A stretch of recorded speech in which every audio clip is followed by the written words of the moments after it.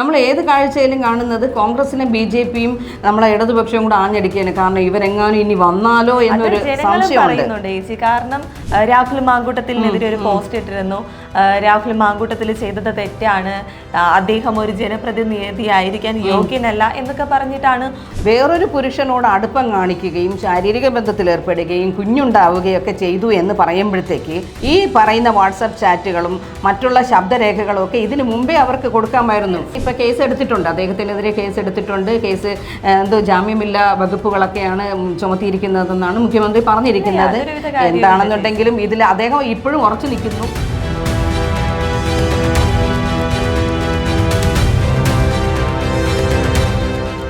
ചേച്ചി നമസ്കാരം. നമസ്കാരം അതുല്യ. ചേച്ചി ഇപ്പം നമ്മുടെ വാർത്ത തുറന്നു കഴിഞ്ഞാൽ നമുക്കറിയാം ഇലക്ഷൻ വരാൻ പോവുകയാണ്. പക്ഷെ ഇലക്ഷനെ പറ്റിയിട്ടൊന്നുമല്ല, വേറൊരു വ്യക്തിയെ പറ്റിയിട്ടാണ് ചേച്ചി വാർത്തകൾ മുഴുവൻ. അതെ, രാഹുൽ മാങ്കൂട്ടത്തലിനെ പറ്റിയുള്ള വാർത്തയേ ഉള്ളൂ എന്ന് തന്നെ പറയാം. സാധാരണ തിരഞ്ഞെടുപ്പൊക്കെ അടുക്കുന്ന സമയത്ത് ഇതുപോലെയുള്ള ആരോപണങ്ങളൊക്കെ വരാറുണ്ട്. എന്നാലും എനിക്ക് തോന്നുന്നു തിരഞ്ഞെടുപ്പ് ചൂടായിരിക്കും ചേച്ചി പ്രധാന ചർച്ചാ വിഷയമായിട്ട്. മുൻകാലങ്ങളിൽ സത്യം പറഞ്ഞാൽ തെരഞ്ഞെടുപ്പ് എടുക്കുമ്പോൾ ഈ തെരഞ്ഞെടുപ്പ് ചൂടിലാണ് പോകുന്നത്. അതായത് അവരവരുടെ കാര്യങ്ങൾ, അവരവർ ചെയ്യാൻ പോകുന്ന കാര്യങ്ങൾ, ഇനി പ്രവർത്തനത്തിലുണ്ടായ നേട്ടങ്ങളെ കുറിച്ച്. പക്ഷെ ഇപ്പൊ എങ്ങനെയെന്ന് വെച്ച് കഴിഞ്ഞാല് ഇപ്പൊ ആരടാ പീഡനം നടത്തുന്ന, ആരെ കൊണ്ട് പീഡനം നടത്തിക്കാം, ഇതൊക്കെയാണ് ഇന്നത്തെ ചർച്ചകൾ വരുന്നത് അല്ലേ. എനിക്ക് തോന്നുന്നു ചേച്ചി ഒരു മാസങ്ങൾക്ക് മുൻപ് തൊട്ട് തുടങ്ങിയ ഒരു സംഭവമാണ്. രാഹുൽ മാങ്കൂട്ടത്തിനെതിരെ പരാതി വരുന്നു, ഓരോ ആരോപണങ്ങൾ വരുന്നു, വോയിസ് ചാറ്റുകൾ പുറത്തു വരുന്നു. ഇതൊക്കെ എപ്പോഴാണെന്ന് അതുല്യ ശ്രദ്ധിച്ചായിരുന്നോ? മാങ്കൂട്ടം പ്രവർത്തനത്തിന് ഇറങ്ങിയതിന് ശേഷമാണ് ഇത്തരത്തിലുള്ള ഒരു വാർത്തകൾ അധികമാവാൻ തുടങ്ങിയത്. മനസ്സിലാവും ചേച്ചി, കരുതി കൂട്ടിയുള്ള ഒരു ശ്രമമാണ്.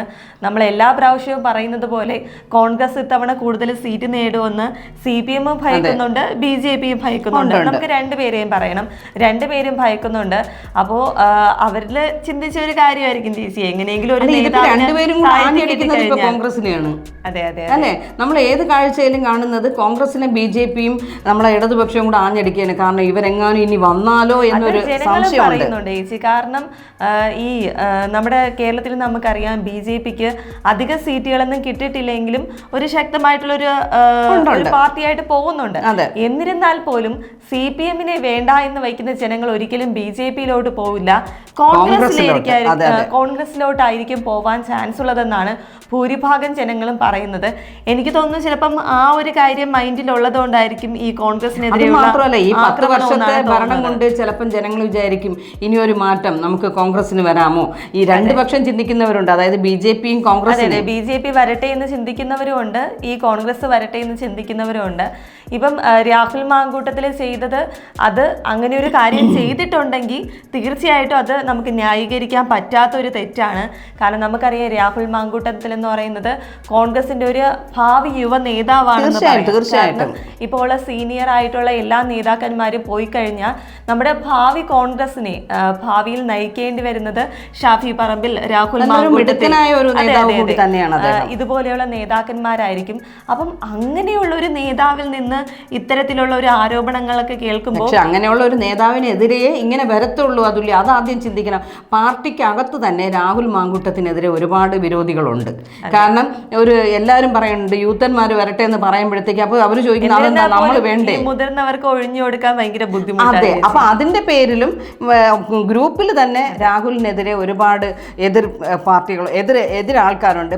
നേരെ ഓപ്പോസിറ്റ് നമ്മൾ ഇടതുപക്ഷത്തിലും ഉണ്ട്. കാരണം ഇവൻ വളർന്നു വന്നാൽ എല്ലാവർക്കും ദോഷമാണ് എന്ന് മനസ്സിലാക്കിക്കൊണ്ട് തന്നെ പാർട്ടിക്കകത്തും പുറത്തും രാഹുലിന് എതിരുണ്ട്. പക്ഷെ രാഹുൽ ചെയ്തതിനെ ഞാൻ ന്യായീകരിക്കുകയല്ല, ഒരിക്കലും ന്യായീകരിക്കില്ല. അത് സത്യമാണെങ്കിൽ ആ പെൺകുട്ടി ഇപ്പോൾ പരാതി കൊടുത്തതനുസരിച്ചിട്ട് ഇതുപോലെ രാഹുൽ മാങ്കൂട്ടത്തിൽ ചെയ്തിട്ടുണ്ടെങ്കിൽ തീർച്ചയായിട്ടും തെറ്റ് തന്നെയാണ്. ചേച്ചി, എനിക്ക് ഈ ഒരു വാർത്ത വന്നപ്പോൾ ഫേസ്ബുക്കിൽ ഞാനൊരു പോസ്റ്റ് ചെയ്തിരുന്നു. നമുക്ക് എല്ലാവർക്കും അറിയാം ശ്രീലക്ഷ്മി അറക്കൽ, പുള്ളിക്കാരി ഒരു പോസ്റ്റ് ഇട്ടിരുന്നു, രാഹുൽ മാങ്കൂട്ടത്തിനെതിരെ ഒരു പോസ്റ്റ് ഇട്ടിരുന്നു. രാഹുൽ മാങ്കൂട്ടത്തിൽ ചെയ്തത് തെറ്റാണ്, അദ്ദേഹം ഒരു ജനപ്രതിനിധി ആയിരിക്കാൻ യോഗ്യനല്ല എന്നൊക്കെ പറഞ്ഞിട്ടാണ് ഒരു പോസ്റ്റ് പുള്ളിക്കാരി കഴിഞ്ഞ ദിവസം ഇട്ടിരിക്കുന്നത്. അതിൽ ഒരുപാട് പേര് കമന്റ് ഇട്ടിരിക്കുന്നത് ഇങ്ങനെയാണ്. കാരണം നമുക്കറിയാലോ ചേച്ചി, വേടനെ പറ്റിയിട്ട് അറിയാലോ, വേടനും സമാന രീതിയിലോട്ടുള്ള ഒരുപാട് ആരോപണങ്ങൾ, അത് ഒന്നല്ല രണ്ടല്ല, നിരവധി യുവതികള് വേടനെതിരെ പരാതി പരാതിയുമായിട്ട് രംഗത്തെത്തിയതാണ്. ആ സമയത്ത് ഈ വേടനെ അനുകൂലിച്ച വ്യക്തിയായിരുന്നു ഈ ശ്രീലക്ഷ്മി അറക്കൽ. വേടനോടൊപ്പമുള്ള ചിത്രം പങ്കുവയ്ക്കുകയും വേടനോടൊപ്പമാണ് താനുമെന്ന് പറഞ്ഞിരുന്ന ഒരു വ്യക്തിയാണ് ഈ ശ്രീലക്ഷ്മി അറക്കൽ. എനിക്കപ്പോൾ ശ്രീലക്ഷ്മിയോട് ചോദിക്കുക ഒരു കാര്യം മാത്രമേ ഉള്ളൂ, പീഡനം എല്ലായിടത്തും പീഡനം തന്നെ, അതില് ഒരു വ്യത്യാസവും വരില്ല. വേടൻ ചെയ്യുമ്പോൾ വേടനെ അനുകൂലിക്കുക. നമ്മുടെ വേടനാവുമ്പോഴത്തേക്ക് ഞാൻ പറയുന്നത് വേടൻ ചിലപ്പോൾ ഉഭയകക്ഷി സമ്മതത്തോടു കൂടി സ്നേഹത്തോടു കൂടിയുള്ള ഒരു പീഡനമായിരിക്കാം, അതായിരിക്കാം. അതില് പെൺകുട്ടികളെ തന്നെ ഇപ്പം രാഹുൽ മാങ്കൂട്ടത്തിലിനെ അങ്ങനെ ഞാൻ കേട്ടിട്ടില്ല. വേടനെതിരെ പെൺകുട്ടികൾ പറഞ്ഞിരുന്നു അവർക്ക് വേദനിച്ചിരുന്നാൽ പോലും വേദനിപ്പിക്കുന്നതിൽ ഒരു ആനന്ദം കണ്ടെത്തുക, ബ്ലഡ് വന്നാൽ പോലും അതിലൊരു ആനന്ദം കണ്ടെത്തുക, അങ്ങനെ ഒരു എന്താ പറയാ സെക്സിനോട് വേറൊരു രീതിയിൽ സമീപിച്ച ഒരു വ്യക്തിയായിട്ടാണ് വേടനെ പറയുന്നത്. അതെ, പക്ഷെ രാഹുലിനെതിരെ അങ്ങനെയുള്ള ആരോപണമൊന്നും നമ്മൾ കേട്ടിട്ടില്ല. പക്ഷെ ആ വേടൻ കൊള്ളാം. അതില്ല, രാഹുലിനെ എതിർപ്പ് പറയുന്നവരോട് എനിക്ക് ഒരൊറ്റ ചോദ്യമേ ഉള്ളൂ. ഈ പറഞ്ഞത് പെൺകുട്ടി വിവാഹിത അല്ലാത്ത ഒരു കുട്ടിയല്ല, ഇത് വിവാഹിതയായ ഒരു സ്ത്രീയാണ്. അപ്പോൾ വിവാഹിതയായ സ്ത്രീക്ക് അവളുടെ കുടുംബത്തിനോടും ഭർത്താവിനോടും കുട്ടികളോടും, ഇനി കുട്ടികളുണ്ടെങ്കിലും ഇല്ലെങ്കിലും എന്താണെങ്കിലും ഇത്രയും 3 വ്യക്തികളോട് അവർക്ക് ഉത്തരവാദിത്വമുണ്ട് ഇല്ലേ? അപ്പൊ ആ ഉത്തരവാദിത്വത്തിനെ മറികടന്ന് അല്ലെങ്കിൽ അതിനെ വെറുതെ ഇതാക്കി കളഞ്ഞ് അതിന് യാതൊരു വിലയും കൊടുക്കാതെ വേറൊരു പുരുഷനോട് അടുപ്പം കാണിക്കുകയും ശാരീരിക ബന്ധത്തിൽ ഏർപ്പെടുകയും കുഞ്ഞുണ്ടാവുകയും ഒക്കെ ചെയ്തു എന്ന് പറയുമ്പോഴത്തേക്ക് അതിനെ ഒരു ശരിയായ നടപടിയായിട്ട് എനിക്ക് കാണാം. പിന്നെ ഇദ്ദേഹം ഒരു പബ്ലിക് പ്രോപ്പർട്ടി ആയതുകൊണ്ട് ഇയാൾക്കെതിരെ വളരെ വലിയ രീതിയിൽ പറയുന്നുണ്ട്. പക്ഷെ ഇതേ ആളാണ് ഇപ്പൊ അതുല്യ പറഞ്ഞതുപോലെ വേടനും. അപ്പൊ അന്ന് എന്തുകൊണ്ടാണ് ആരും വേടനെതിരെ തിരിഞ്ഞില്ലല്ലോ? അതെ, ഞങ്ങള് വേടന്റെ ഒരു ഇഷ്യൂ വന്ന സമയത്ത് ആളുകളോട് ചോദിച്ചപ്പോഴും രണ്ടുപേരുടെയും സമ്മതമില്ലാതെ ഒരിക്കലും അതൊരു സെക്സ് നടന്നിട്ടുണ്ടാവില്ല. പിന്നെ അത് വേറെ രീതിയിലാണ് ജനങ്ങൾ അറിയാൻ വേറെയാണ് ചേച്ചി, പീഡനം വേറെയാണ്. അതുപോലെ തന്നെ ഉഭയകക്ഷി സമ്മതപ്രകാരമുള്ള അവരുടെ സെക്സ് വേറെയാണ്. ഇപ്പം രാഹുൽ മാങ്കൂട്ടത്തിന്റെ കേസായിരുന്നാലും വേടന്റെ കേസായിരുന്നാലും അവർക്ക് പരസ്പര സമ്മതത്തോടെയാണ് അവർ ആ കാര്യങ്ങൾ ചെയ്യുന്നത്. പിന്നെ ഇത്രയും ദിവസം എന്തുകൊണ്ട് ഈ സ്ത്രീ പരാതിയുമായിട്ട് വന്നില്ല? വേറൊന്നും അല്ല ചേച്ചി, ഇപ്പൊ ഇലക്ഷൻ വരുമ്പോ പറഞ്ഞിട്ട് മാത്രമേ പുള്ളിക്കാരിക്ക് ഇപ്പൊ എന്തെങ്കിലും സാമ്പത്തികമായിട്ടോ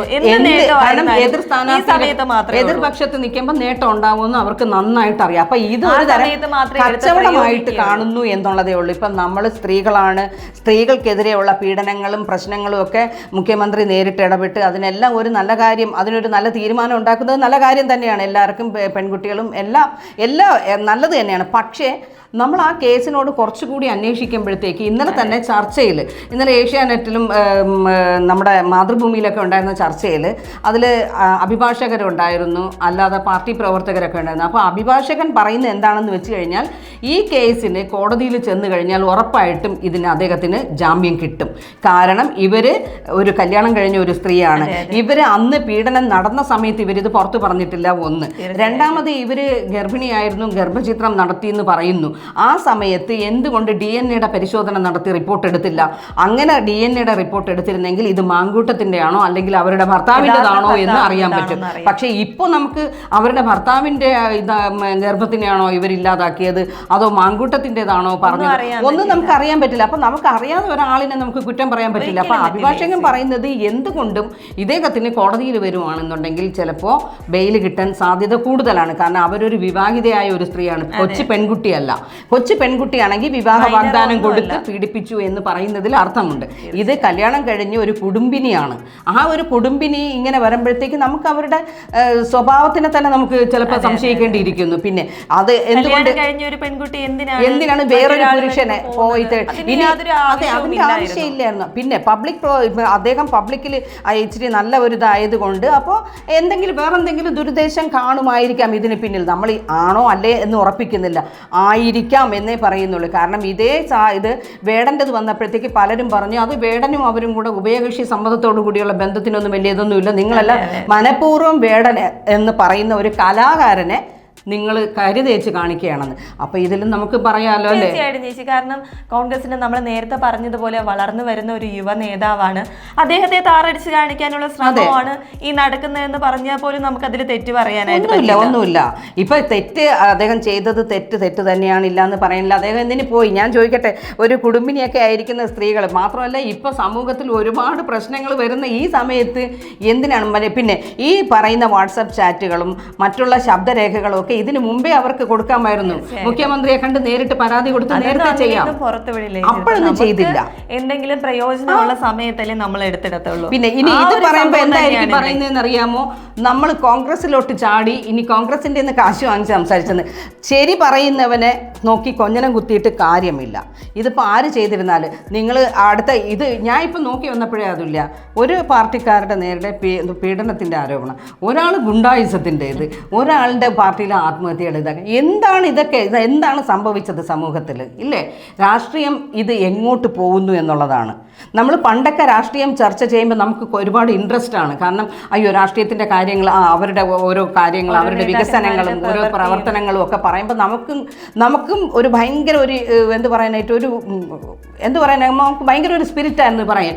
ഇപ്പോൾ പക്ഷേ പറയുമ്പോൾ നമുക്ക് നാണക്കേടാണ്. കാരണം ഓരോ പാർട്ടിയിലും ഓരോ കാര്യങ്ങൾ എങ്ങനെ പറയുന്നതാണ്. അതെ, നമ്മൾ എങ്ങനെ പറയുന്നത് ഇതൊക്കെ സമൂഹത്തിൽ വളർന്നു വരുന്ന കുട്ടികളൊക്കെ ഇത് കാണുകയാണ്. ഇതാണ് അവർ കാണുന്നത്. അവർ പറയുന്നത് ഇതാണ് രാഷ്ട്രീയമെന്ന്. അപ്പോൾ അവരെ കുറ്റം പറയാൻ പറ്റില്ല നമുക്ക്. രാഷ്ട്രീയം എന്ന് ചോദിക്കേണ്ട ഒരു അവസ്ഥയിലോട്ട്. അതെ, ഇതിപ്പോൾ നമ്മൾ രാഹുലിനെ സപ്പോർട്ട് ചെയ്യുന്നതോ അല്ലെങ്കിൽ അവരുടെ പാർട്ടിക്കാരെ ഇപ്പം നിങ്ങൾ പറയുന്നത് പോലെ അവർക്ക് വേണ്ടിയിട്ട് നമ്മൾ വർക്ക് ചെയ്യുന്ന അങ്ങനെയൊന്നുമല്ല. ശരി തെറ്റ് ചെയ്തെന്ന് നിങ്ങൾക്കും അറിയാം. നിങ്ങൾ പക്ഷേ കണ്ണടച്ചിട്ട് നിങ്ങൾ ഇരുട്ടാക്കുകയാണ് ചെയ്യുന്നത്. ആര് ചെയ്തിരുന്നാലും തെറ്റ് തന്നെയാണ്. രാഹുൽ ഇപ്പം ചെയ്തത് ന്യായീകരിക്കുകയല്ല. എന്തിനാണ് വെറുതെ ഒരു പൊല്ലാപ്പിന് പോകുന്നത്? അദ്ദേഹത്തിന് നല്ലൊരു രാഷ്ട്രീയ ഭാവി ഉള്ളതല്ലേ. എന്തിനാണ് ഈ ഒരു സ്ത്രീയുടെ പേരും പറഞ്ഞ്, അല്ലെങ്കിൽ ഏതാണെങ്കിലും ഒരു സ്ത്രീയുടെ പേരും പറഞ്ഞ് നശിപ്പിക്കാനുള്ളതല്ല ഈ രാഹുൽ മാങ്കൂട്ടത്തിൻ്റെ രാഷ്ട്രീയം. അത് അദ്ദേഹം ഒന്ന് ചിന്തിക്കേണ്ടിയിരുന്നു. കാരണം നമ്മുടെ സമൂഹത്തിൽ അറിയാലോ, ഒരു വിഷയം വന്നു കഴിഞ്ഞാൽ അപ്പോഴൊന്നും എടുത്തിട്ട് അലക്കൂല. അതിനെ അലക്കേണ്ട സമയം അവർക്ക് അറിയാം. അതെ, അപ്പൊ അതൊന്ന് ആലോചിക്കേണ്ടിയിരുന്നു രാഹുൽ. പിന്നെ ഇപ്പോഴുണ്ടായിരിക്കുന്നത് ഇപ്പൊ കേസ് എടുത്തിട്ടുണ്ട്, അദ്ദേഹത്തിനെതിരെ കേസ് എടുത്തിട്ടുണ്ട്. കേസ് ജാമ്യമില്ലാ വകുപ്പുകളൊക്കെയാണ് ചുമത്തിയിരിക്കുന്നതെന്നാണ് മുഖ്യമന്ത്രി പറഞ്ഞിരിക്കുന്നത്. എന്താണെന്നുണ്ടെങ്കിലും ഇതിൽ അദ്ദേഹം ഇപ്പോഴും ഉറച്ചു നിൽക്കുന്നു, ഇതൊന്നും ചെയ്തിട്ടില്ല, എൻ്റെ ഭാഗത്ത് തെറ്റില്ല എന്നൊക്കെ പറയുന്നു.